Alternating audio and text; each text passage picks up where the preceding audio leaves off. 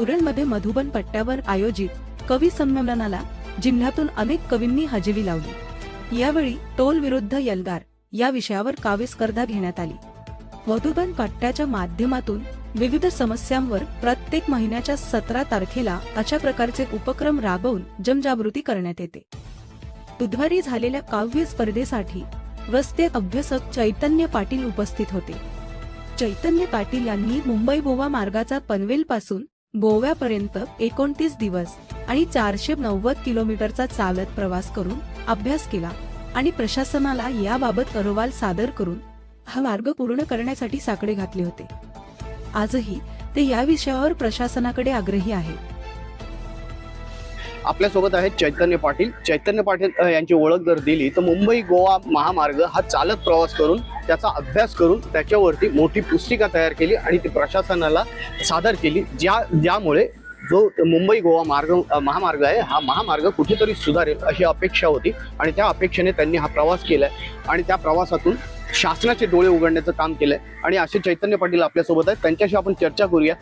पाटील साहेब, आपण मुंबई गोवा महामार्ग पनवेल पासून गोव्यापर्यंत चालत प्रवास केलाय आणि या महामार्गाचा अभ्यास केलाय, काय या अभ्यासातून निष्पन्न झालं?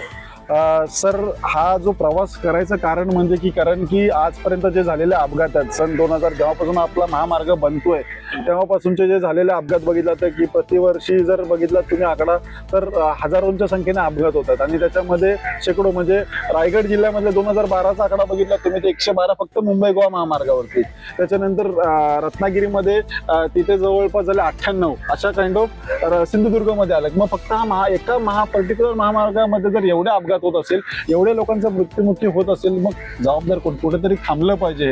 म्हणजे कोकणकरांचे जीव स्वस्त नाहीत आणि या उद्दिष्टाने 2024 मध्ये देखील मी पायी पाहणी करण्यापूर्वी बाईकने सर्वे केला होता। त्याचे देखील GPS मॅप लोकेशन त्यांना दिले होते।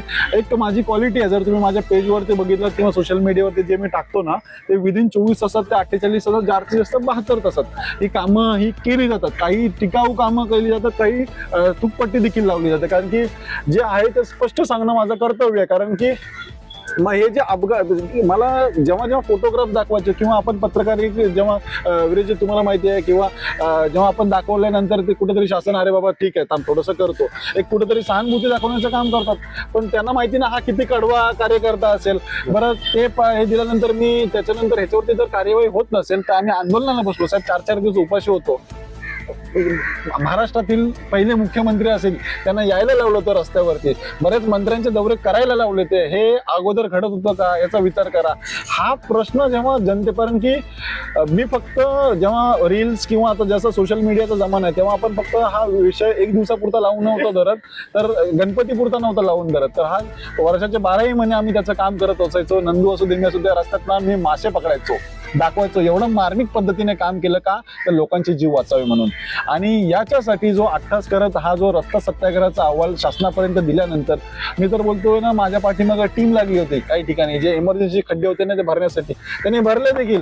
परंतु जे बोललो ना की हे भरल्यानंतर हे समोरच्या समोर दिसतात, कुठेतरी चैतन्याला शांत बोला किंवा की बाबा हा थांबणाऱ्यातला माणूस नाही त्याच्या समोर करा सर, पण त्यांनी काय केलं नंतर त्याचा बेस आहे ना तो बेस पक्का नाहीये, या कारणास्तव त्याच ठिकाणी वारंवार तो खड्डा हा वारंवार घडतोय।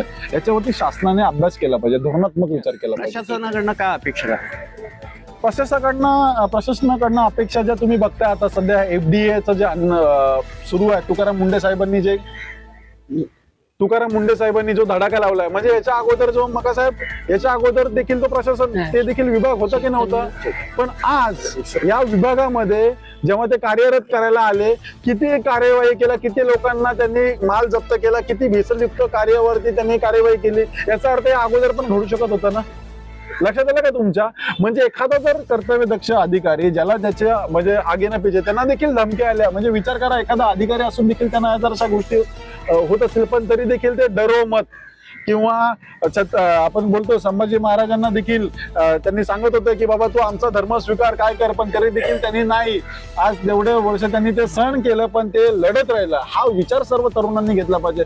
मी तर बोलतो मरण किती जाईल माणूस हा अमर राहिला पाहिजे, विचार हा जिवंत राहिला पाहिजे, याच्यासाठी तरुणांनी काम केलं पाहिजे. प्रशासनाकडून अपेक्षा, प्रशासनाने संबंधितांनी प्रत्येक टेबलवाल्याने जर त्याचं काम केलं, जर बोललं की बाबा ही फाईल सरकवायची पुढे जर एवढे टक्केवारी जर घेतली जात असं सर्वजण बोलतात, पण त्याच्यावरती जर कार्यवाही करणार किंवा प्रश्न बाबा ही कसले, तर कसं होईल? 2-4 जण विचारणारे असतील, पण विचारणाऱ्याची संख्या जर जास्त वाढली, आज जर आपल्या पद्धतीने जर पत्रकारिता जर आपण स्ट्रॉंग केली किंवा प्रश्न विचारणारी पिढी जर एक आलं, LB पाटील सरांनी एक नाही तयार केली, LB पाटील सर करतात की अनेक तयार झाले पाहिजे, तोच विचार देखील आपण सर्वजण पर्यंत पेरतोय. कारण की एकाने विचारलं तुम्हाला दाबलं जाईल, दुसऱ्याने विचारलं दाबलं जाईल, पण 100 जण जेव्हा किंवा हजारोंच्या संख्येने तो विचार उठेल आणि विचारेल की बाबा हे काय चाललंय, हे चुकतंय, तेव्हा याची दखल घेतली जाते, घ्यावी लागते.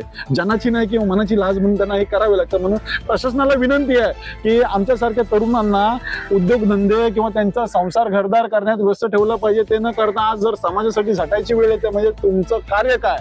आणि याच्याहून वाईट परिस्थिती वाटते की हे दिल्यानंतर देखील जर तुम्ही खड्डे भरत नसतील प्रॉपर किंवा परत जर त्याच्यावरती कार्यवाही होत नसेल, तर बोलावं काय? फक्त तोंडाच्या बाता करून चालणार आहे. माननीय गडकरी साहेब देखील सांगितलं जातं की एका दिवसामध्ये आम्ही 100 किलोमीटरचा रस्ता बांधतोय. मग आज मुंबई गोवा किती किलोमीटरचा आहे? 490. मग किती दिवसात झाला पाहिजे होता? आज किती वर्ष झाली?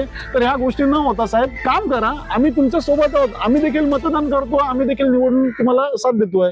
तुम्ही केलेल्या प्रयत्नाची दखल घेते सरकार असं वाटतंय तुम्हाला? नाही, याच्यावरती मी हे देखील बोलतोय, त्याची दखल ही कालही घेत होती, आजही घेते आणि उद्याही घेत राहील. का? कारण की एक जागरूक नागरिक, भारताचा नागरिक म्हणून, त्या भारताचा नागरिक म्हणून जो आपल्याला अधिकार आहे, संविधानाने दिलेला, डॉक्टर बाबासाहेबांचं जे संविधानाने दिलेला आपला अधिकार आहे, त्या अनुषंगाने सरकार त्याच्यावरती कार्यवाही पण करतोय. पण तेच बोलतोय की एकटा माणूस जर मागतोय, त्याला माणूस एखादा किती देणार? त्या ठिकाणी जेव्हा सर्वजण प्रत्येक जण याच्यामध्ये विचारणारी पिढी तयार होईल, तेव्हा त्याच्यावरती एक म्हणजे प्रश्न हा तो जटिल होईल आणि त्याच्यावरती ती कार्यवाही होईल. तर हे होते चैतन्य पाटील. जवळपास 29 दिवस आणि 490 किलोमीटरचा प्रवास करून मुंबई गोवा महामार्ग हा कुठेतरी पूर्ववत व्हावा किंवा व्यवस्थित व्हावा आणि नागरिकांचे जे जीव आहेत, तरुणांचे जीव आहेत, ते वाचावे याच्यासाठी यांनी प्रयत्न केलेला आहे. आणि या प्रयत्नात सरकार दखल घेते की नाही दखल घेत आहे हे आपण त्यांच्याकडनं जाणून घेतलंय. आणि पुढे आता या महामार्गाची अवस्था कशी राहणार आहे, महामार्गामध्ये सुधारणा होणार आहे की महामार्ग पुन्हा तसाच राहणार आहे, हे आता पाहण्याकडे लक्ष राहणार आहे. त्यामुळे नागरिकांनी आणि तरुणांनी सुद्धा याकडे लक्ष देणं आता महत्त्वाचं झालं आहे. कधी वीरेश मोडकरकर, पुरण, रायगड.